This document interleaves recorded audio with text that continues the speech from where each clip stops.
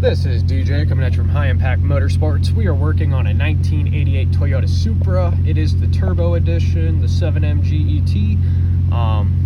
Just to let you know, the tachometer came in non-functioning. Little diagnosis, if you shift it into reverse, it would start working. And we put it on jack stands, we tested it in reverse, and sure enough, the tachometer works in reverse. Any other gear, no tach. What I have found is the chipset on the back of the tachometer, because we found a replacement to put in, and same thing happened. I'm actually amazed this was not talked about on the Toyota Supra forums. A lot of it is just talking about on how you can make it work with standalone units, but to tell you on how to fix your tach, this might be your issue. And to prove it, just get yourself a headlamp, take the tachometer out, and basically just follow me on what I did. I actually bench tested this on the car by the battery. I'm not going to put that in the video because for me to set up all them wires again to do this, it's not worth it.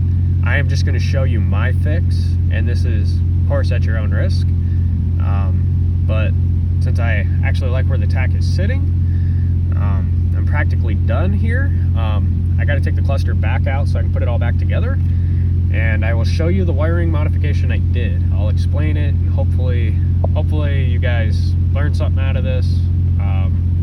But yeah, this fix is at your own risk only.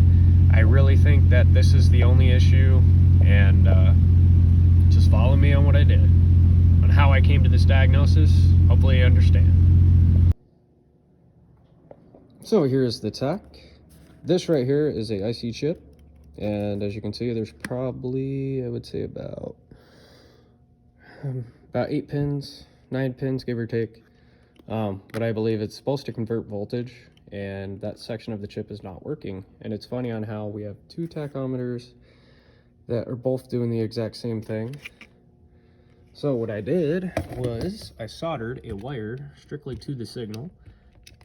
This right here is the voltage in that would normally get 12 volt ignition.